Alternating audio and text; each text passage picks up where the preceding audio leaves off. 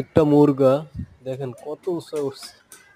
ওরে বাবারে বাবা এত উঁচা উঠছে, সেগুন গাছের আগায় উঠছে। হুম, ওরে আল্লাহ, দেখ আবার উঠে এটা উঠতে পারবে এত উঁচা, দেখেন। ওরে বাবা, আলার বালা এই নিচ থেকে প্রায় 30 ফুট উচ্চতায় উঠছে, উঠে একটা পোকামাকড় ধরার লইগে এই